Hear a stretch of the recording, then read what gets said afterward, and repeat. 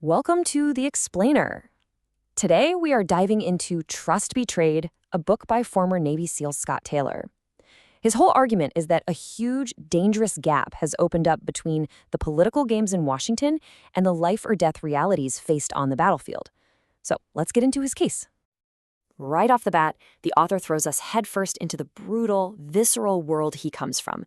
This is a description of Hell Week in SEAL training. And look, this isn't just for shock value. It's to set the stage, to make you understand the stakes and the mindset of the special operators he believes were let down by politics. So, who exactly is the person making these claims? Scott Taylor's path is pretty unique. He went from being a special ops sniper on the front lines in Iraq to a politician walking the halls of government. And it's that specific journey that gives him the lens he uses to analyze foreign policy and leadership. Okay, let's dive in. The first part of his book is really all about setting up this unique perspective. Taylor builds his entire argument on a worldview that was forged in the fire of elite military training. A place where brotherhood and absolute unwavering commitment, well, that's everything. For Taylor, this right here, this is the absolute core of the SEAL ethos. It's an extreme lesson in pure willpower. And his point is that this is the kind of dedication that service members bring to every single mission. It's the standard they expect from their political leaders, too. And now we get to the real heart of the book's argument. Taylor makes a pretty heavy accusation here. He claims that the Obama administration repeatedly put short-term political wins ahead of long-term national security. He argues it created this pattern of what he calls dishonorable disclosures. The centerpiece of his entire case is one of the most famous and celebrated missions in recent memory, the raid that finally got Osama bin Laden. The author argues that the aftermath of this incredible success was completely mishandled, that it was exploited for political points. So the book lays out this timeline, and it really wants you to see a pattern. First, you've got the successful raid. Awesome. Then, just 2 days later, a very public statement naming the specific unit responsible. And then, you have high-level access being given for a Hollywood movie, time for release just before an election. The author presents this sequence as no coincidence. Now, to you or me, this might just sound like well-deserved praise, right? But according to Taylor, a statement like this was incredibly dangerous. He argues that by specifically identifying the unit, the administration basically painted a giant target on the back of every single SEAL and their families, making them vulnerable to revenge attacks. Taylor then tries to highlight what he sees as a glaring double standard.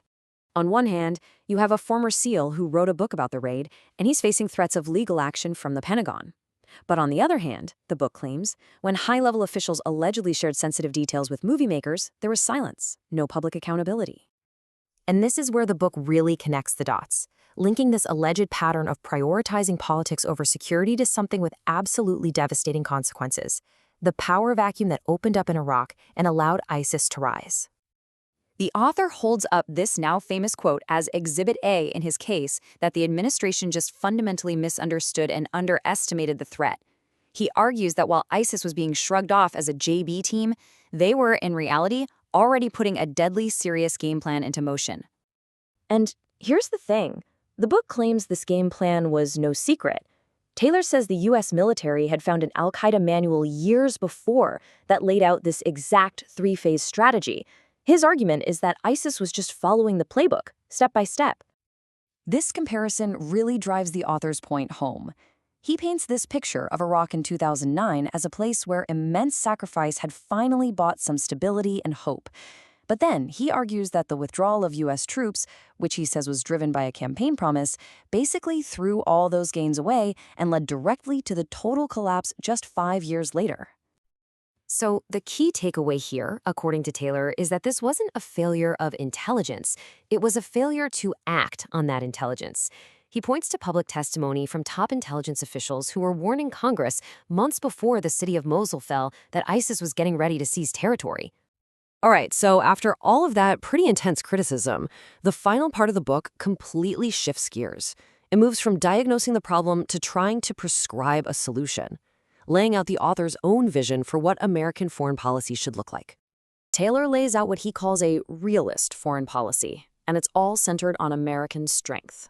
We're talking about using our energy resources as a strategic weapon, rebuilding the military, and maybe most importantly, acting with consistency to get our credibility back on the world stage. But what's interesting is, it's not all about military might. He really stresses the need for creative, culturally aware thinking. He even tells this personal story from his time in Yemen, where he diffused a tense situation with a tribal leader, not with a gun, but with a New York Giants baseball cap. It's a call for leaders who get nuance just as much as they get power.